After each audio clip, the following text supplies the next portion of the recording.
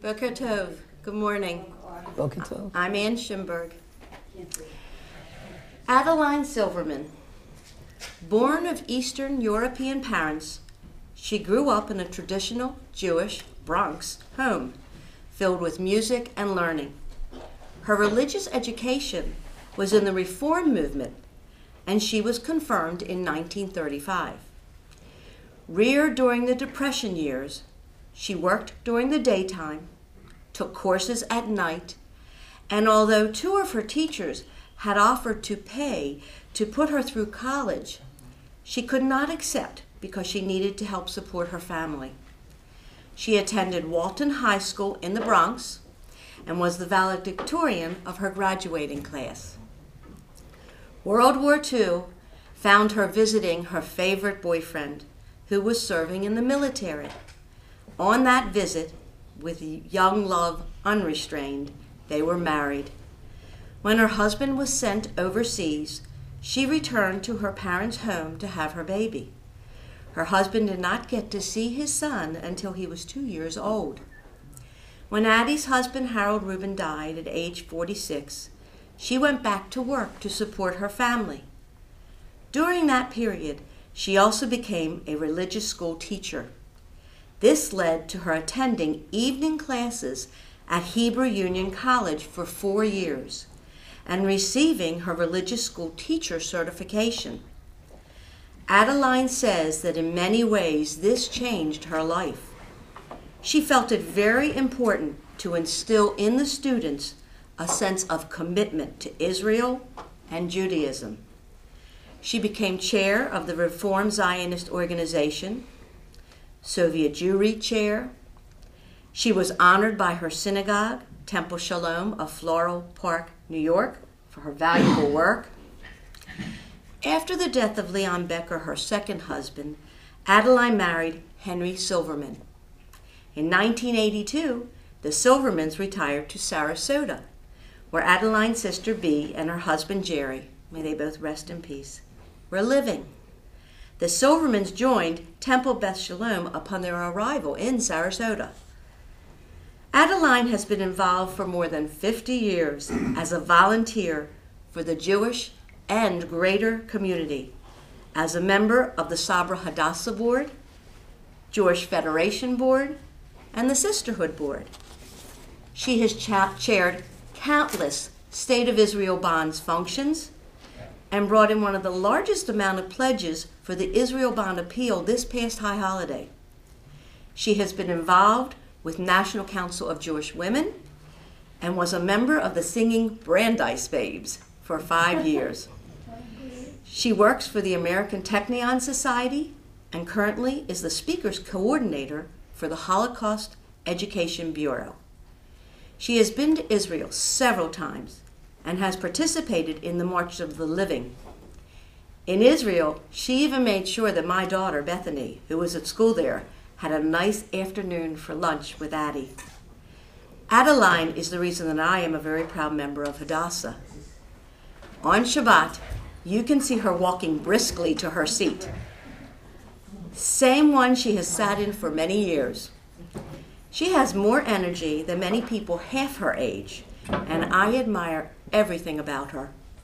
I am so honored to introduce you to Adeline Silverman, who will present to us Henrietta Szold.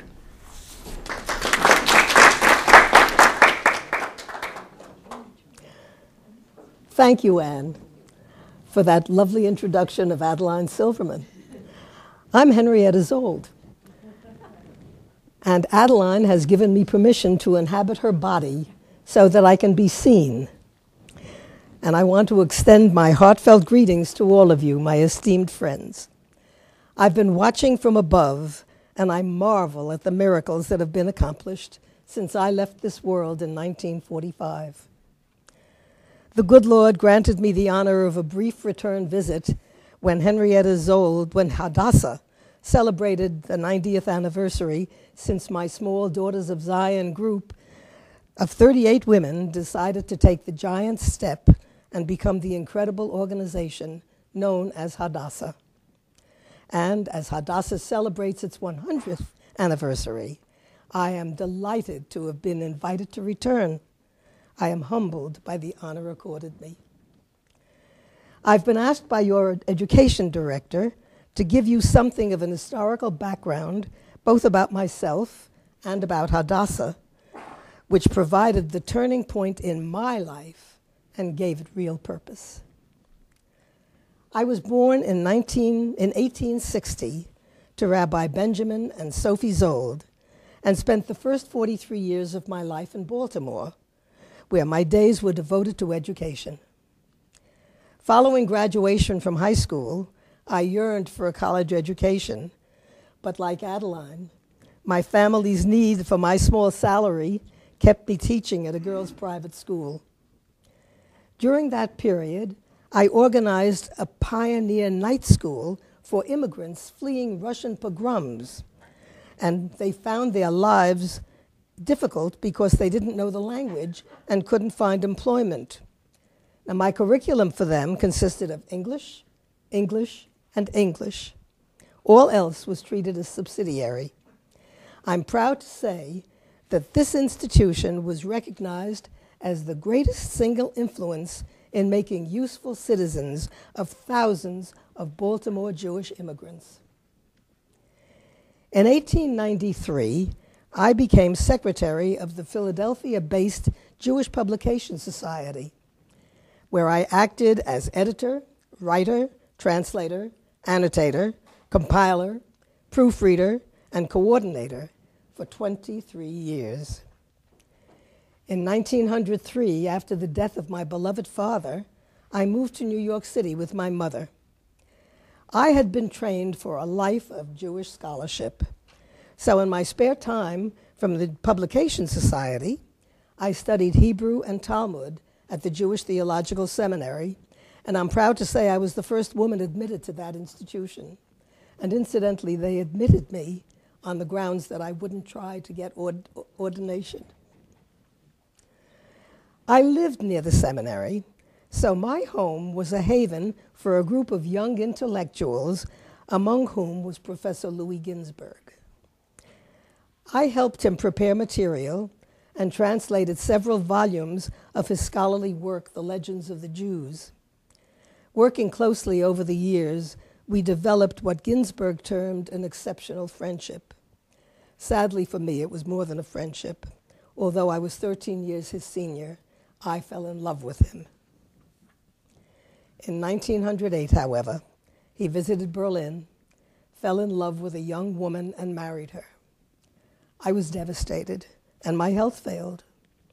So in 1909, accompanied by my mother and a friend, Emma Gottheil, we embarked on a recuperative trip to Palestine by way of the British Isles and Europe. A little more history. We had a study group formed back in 1898 after the Second Zionist Congress with Theodor Herzl's encouragement.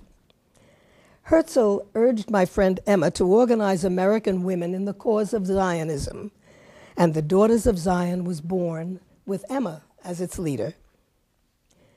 In Palestine, my mother Emma and I were horrified by the poor health conditions we saw there, and it was my mother of blessed memory who said that our small group of Zionistically inclined women in New York should devote themselves to practical work in Palestine instead of reading papers to each other and organizing festivals. The time was ripe for a large organization of women Zionists who would promote Jewish institutions and enterprises in Palestine and foster Jewish ideals in the United States. And the time was ripe for me to find a new love which would give my life meaning. A constitution was drawn, and on February 24th, 1912, the original group of women gathered in Temple Emmanuel's vestry and proclaimed themselves the Hadassah chapter of the Daughters of Zion. We raised funds, and in January 1913, we sent two nurses, Rose Kaplan and Rachel Landy, to Palestine, where a settlement house was rented for them. They started their work in the Mea Sha'arim district of the city, where malnutrition and trachoma were rampant, and where a maternity hospital was an urgent need. Rose and Rachel waged a valiant fight against poverty and disease, but money and additional trained personnel were sorely needed. The small group of women could not handle the job alone, so we decided to organize sister chapters. And I, as president, went to Baltimore in March of 1913 and spoke to a group about our plans. I told them that the health of women and children in Palestine demanded the attention of all American Jewish women.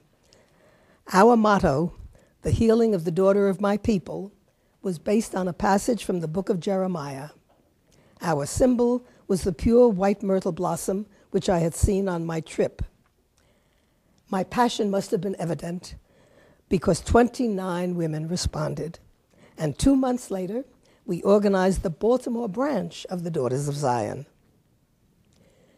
In December 1913, I spoke in Boston and made a plea to organize a Boston chapter of the recently formed Hadassah.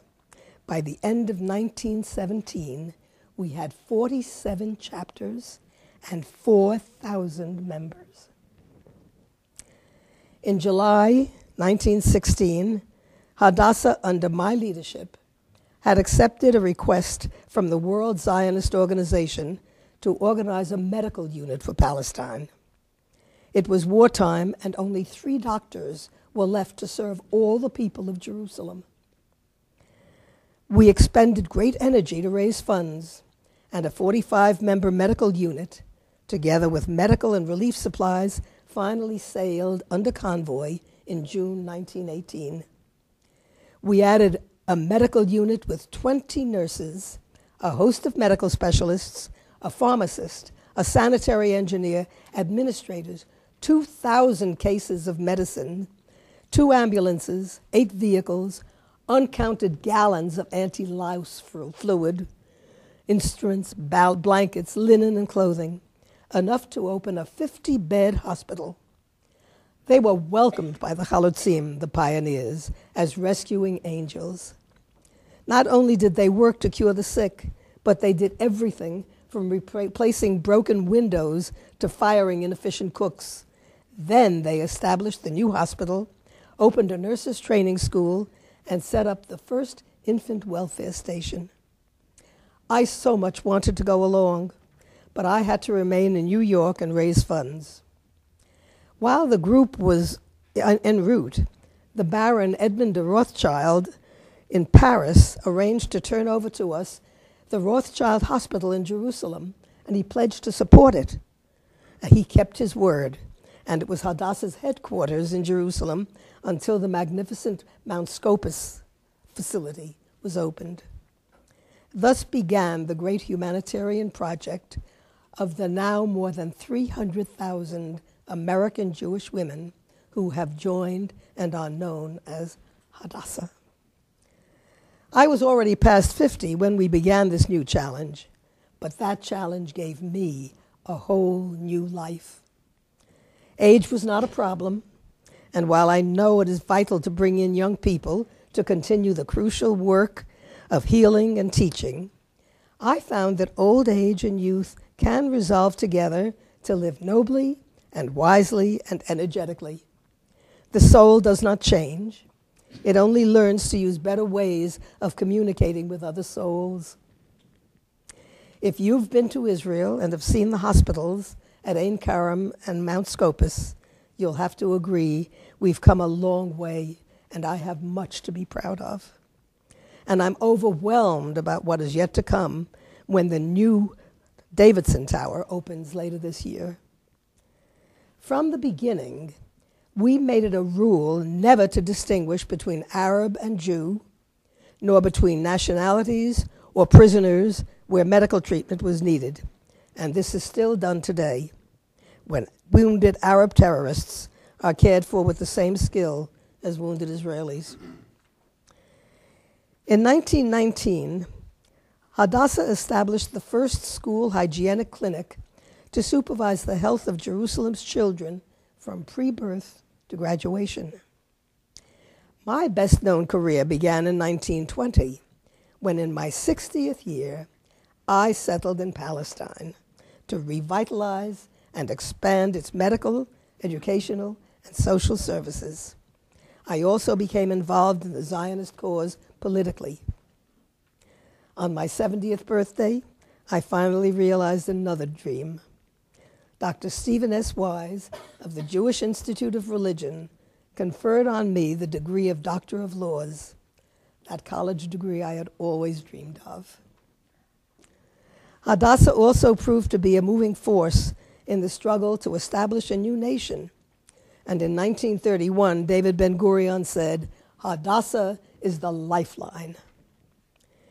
In 1932, I received birthday gifts of money and established a rural clinic building loan fund, and with another gift, I was able to set up a rural school building fund.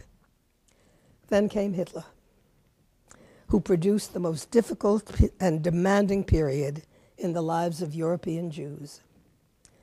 In 1934, at the age of 74, I joined my friend Recha Freya and co-founded the Youth Aliyah movement to bring more than 10,000 Jewish refugee children who were escaping from Germany and other lands to Palestine.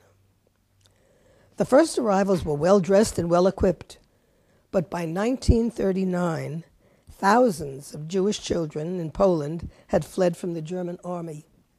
They walked eastward toward Russia and then south. Somehow they stayed together and found lodging and food. Almost 200 of them had parents with them. The rest were led by 18-year-olds. They were all ages, down to one toddler under age 2, all hungry, half naked, weak and sick, waiting in Tehran, Iran, to come to Palestine. We rushed workers, food, and medicine to Tehran and hired special trains, but the Iranian government refused to let the band travel across its country. So Youth Aliyah had to take them the long way around to India, across the sea to the Suez Canal, and then finally to Palestine by train. By 1936, Hadassah had grown to 50,000 members who pledged to support Youth Aliyah and raised $100,000 to do so. And Youth Aliyah villages continue to thrive, although their purpose has changed. With the arrival of Russian, Ethiopian, Yemenite, and Argentinian children to the now state of Israel, there is a continuing need for a place where young people can be taught the language, the history, the customs of Judaism. And also there are children with emotional and personality disorders, as well as those who have learning difficulties. Youth Aliyah teachers and directors are trained to work with these conditions, and more than 250,000 young people have been saved and turned into useful, functioning members of Israeli society. Then came Young Judea, where through camps, local groups, summer in Israel, and year-round programs, young people are inspired in the richness of our traditions and history, so that we know there will be Jewish continuity, ad olam, to the end of time. One project always led to another, and the development of Hadassah College Jerusalem is an outstanding achievement, where the youth of Israel, after completing military service, are trained for careers in industry, hotel management, defense, health services, computer science, just to name a few of the programs being taught. And we are told that the dropout rate at Hadassah College Jerusalem is almost zero. Through the years, Hadassah joined hands with the Jewish National Fund, and those blue pushkas, which were in everybody's home, provided funds to buy land in Palestine. They are still being filled, but with Hadassah's help, the monies are being used to replant forests devastated by fires, to build roads, parks, and dams to conserve the precious water supply. I always said, dare to dream, and when you dream, dream big. But although I had certainly seen much progress from the day we sent Rose Kaplan and Rachel Landy to set up that small nursing station, to the magnificent hospitals Hadassah built in Jerusalem, never in my wildest dreams did I foresee the miracles wrought, plus 5 colleges at Hebrew University, which teach medical, dental, and nursing professions. But let's get back to the hospitals, so critically important, especially now, with the tragic events that continue to take place in our beloved Eretz Yisrael. Hadassah's distinction is that it established a system and a standard. They were the compelling force that wrung good work even from the mediocre. Such must be the objective in the future, too. To depart from it means a decline from the Zionist ideal. A mother and child pavilion has been built and expanded, as well as a center for emergency medicine, a vital need with ongoing terrorist attacks. The theme for the emergency center is life. Every second counts, and every dollar contributed counts as well, to enable the outstanding staff to treat the more than 100,000 patients annually and provide state-of-the-art technology. Not long ago, we received a gift of $75 million from William and Karen Davidson to support a new inpatient tower that I had mentioned previously, which will be dedicated to Davidson's mother, at whose home I had once spent 10 days. With the additional funds needed to complete this tower donated by Hadassah members, this new facility will be state-of-the-art of the future and will provide a huge boost to the existing medical capabilities. You should know that at Hadassah's facilities, Arab and Jewish mothers support one another, sitting beside their sick children. And Arabs and Jews work and volunteer together in the wards.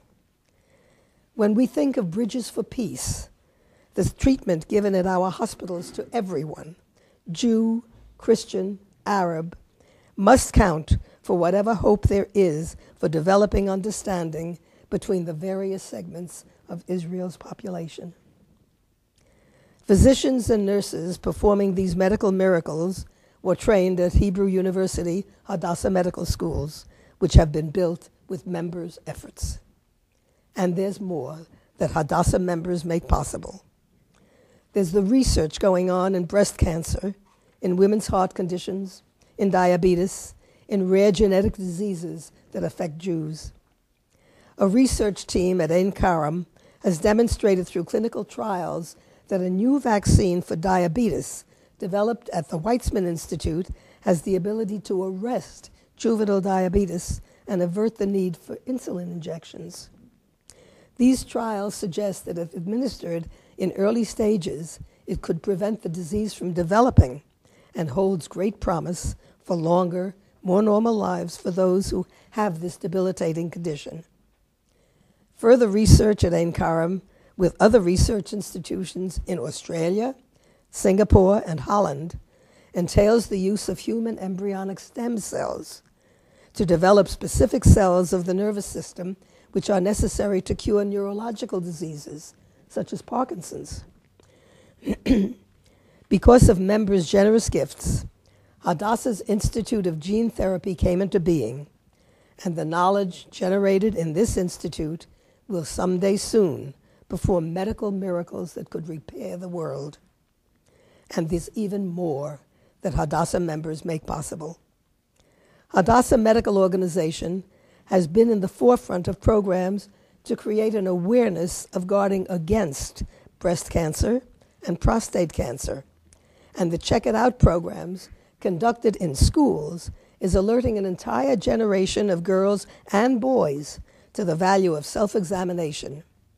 Your body is indeed a beautiful responsibility. Each year, 600,000 patients from all over Israel and beyond seek medical care at our hospitals. They are treated by close to 4,000 medical and paramedical staff who examine and treat them in over 100 general and specialized departments, 100 outpatient clinics, and in surgical, clinical, and oncological daycare services. As Hadassah celebrates its 100th birthday, it proudly announced that this year's national convention will be held in Jerusalem.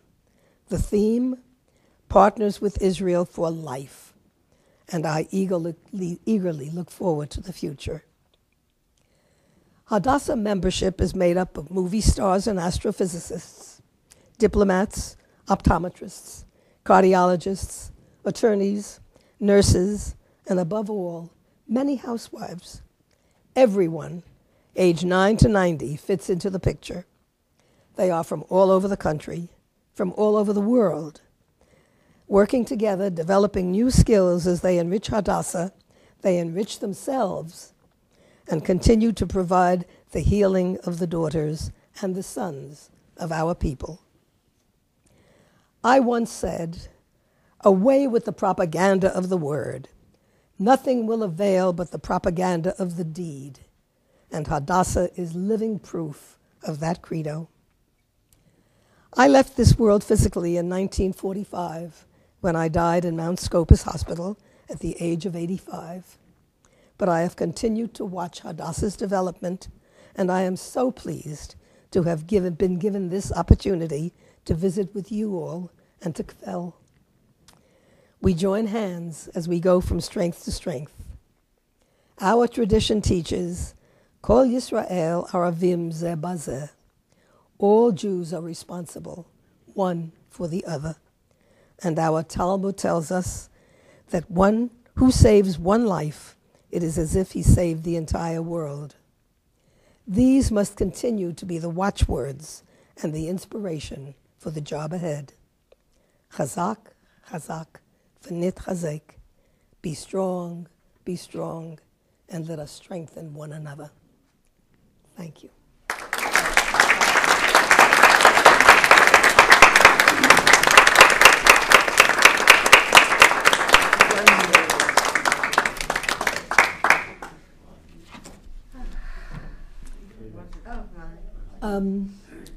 I would like to add that 5 years ago, I was inducted into the National Women's Hall of Fame. There were 9 people who were inducted that year, and proudly, I was one of them. When the award was accepted by then-President Nancy Falchuk, she said, she dedicated her life to fighting ignorance, injustice, anti-Semitism, and disease. She never stopped fighting the fears and hatreds that divide people and nations. She followed pursuits that would transform people's lives for the better and help repair the world. As we approach Hadassah's centennial year, her legacy of commitment and caring and improving the world through practical deeds lives on in the work of hundreds of thousands of Hadassah women today. Henrietta Szold, American patriot, leader, dreamer, and builder, is a true inspiration to us all. I was very proud when I heard that.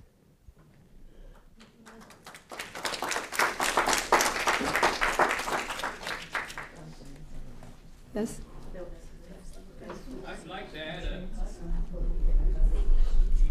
I'd like to add a personal vignette. Before my dear wife Judy passed away last year, she recorded some memories. She was born in Germany. They emigrated to Palestine in the early 1930s. And she wrote a very short piece that you've seen, Adeline, and perhaps I can read it. This is what she wrote. My first encounter with Hadassah 60-plus years ago by Judy Freund. We immigrated from Germany to Haifa in British-mandated Palestine. Early in the Hitler period, in 1940, I moved to Jerusalem, where I knew very few people and joined Hadassah.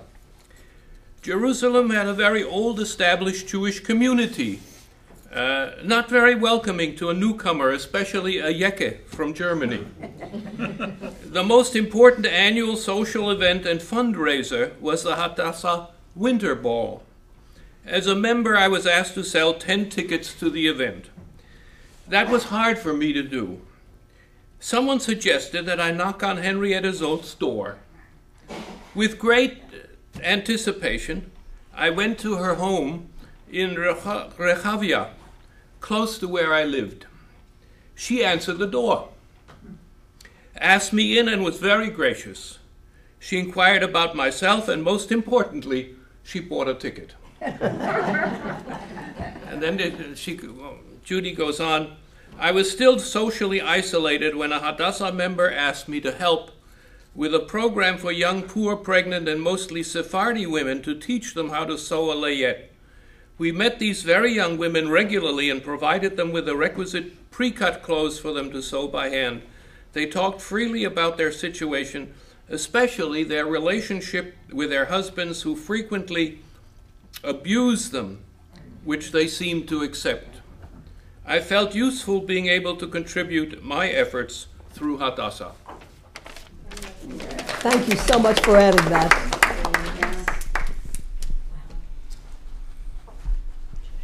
I'm not sure what else I can add or what else you would want to know, but I certainly appreciate the opportunity to have been able to come here and talk to all of you about it. And I look forward to perhaps another few years being able to come back again. Yes? Can I ask Adeline, how many times you've been to Israel? 9.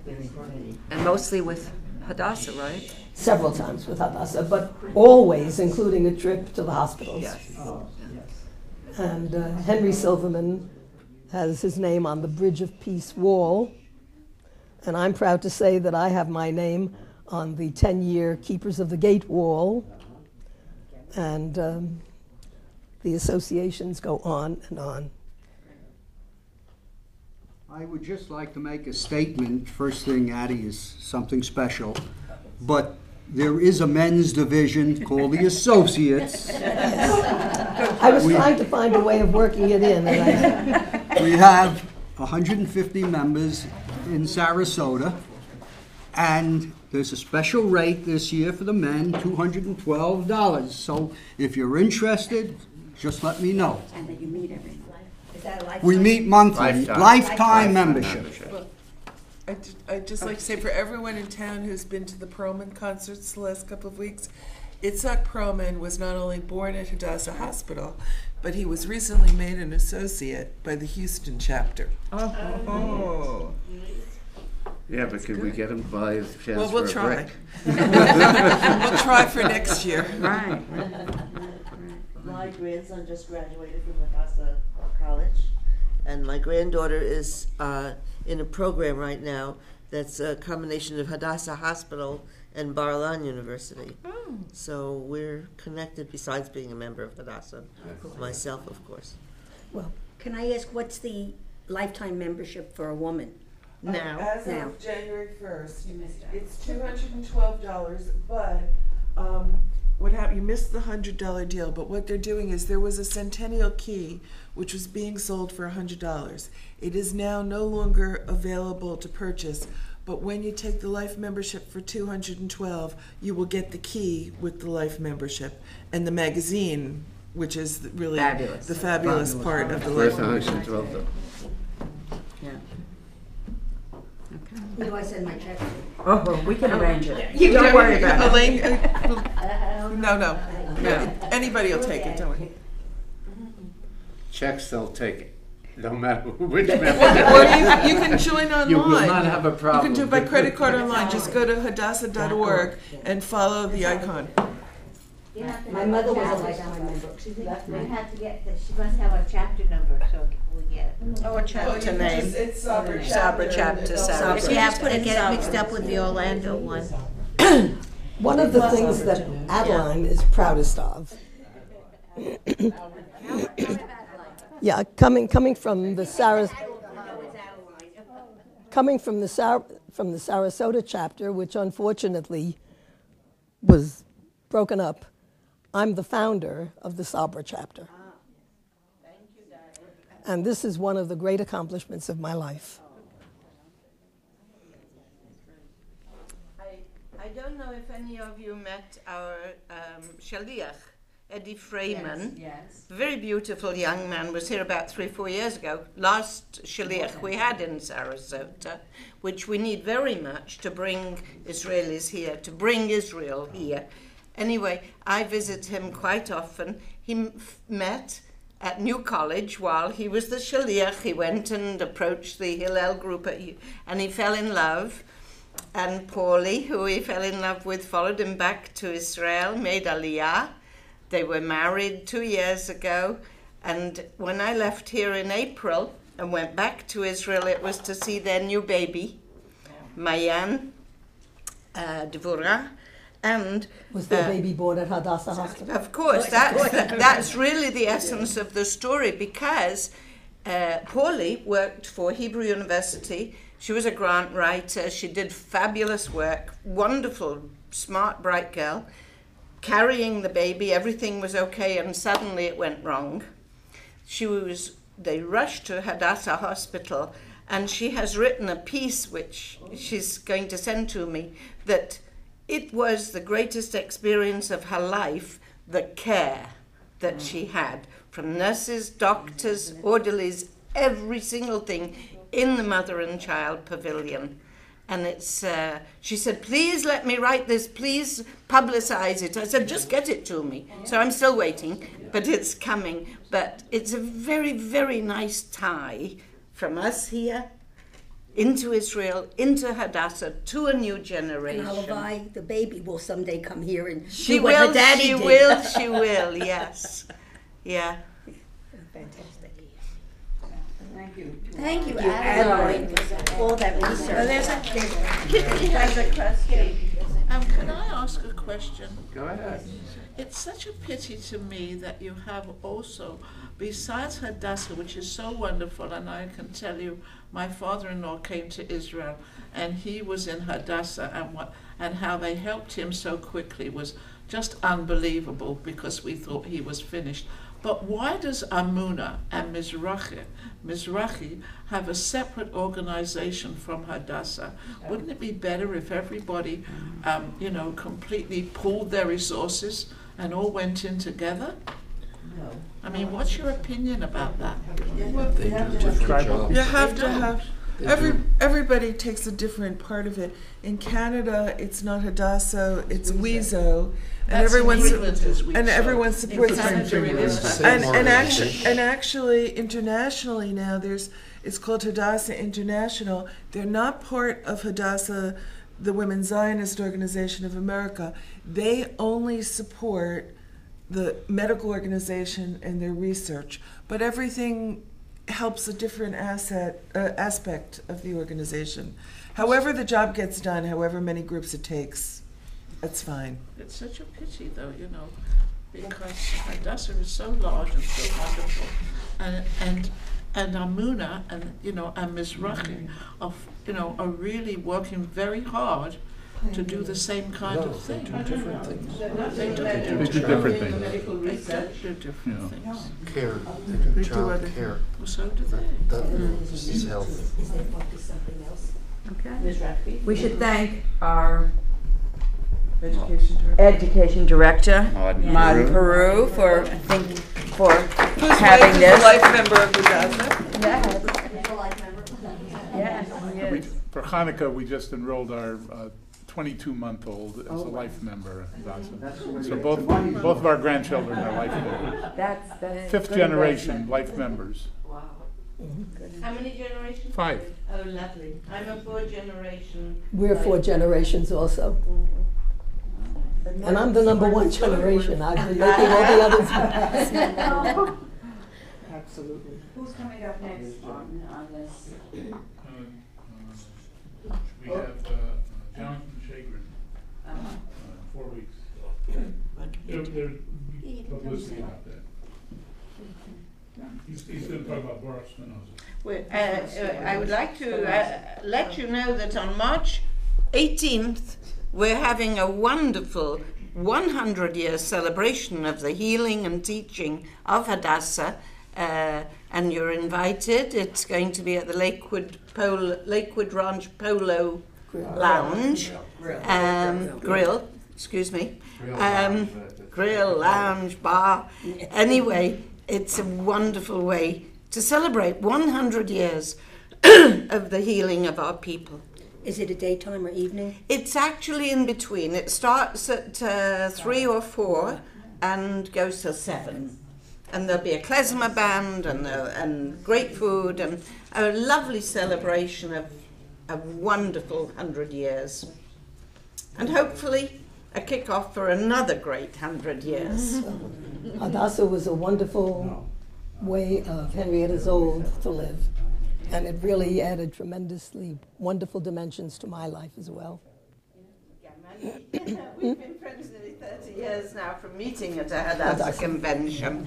I was very interested in what you said about the first Youth Aliyah group, that they had to go east and through India. I'd never read that. There is a fabulous book, if you would like. It's called It Takes a Dream by Levin. Gilbert. Not Martin Gilbert, no, Levin. A wonderful story of the development of Israel, really, because the two stories are woven and concurrent, of Hadassah and Israel. And the hospital that we first got from Rothschild is now the Hadassah College. Yeah, same building. Well, enlarged. Yeah, and enlarging.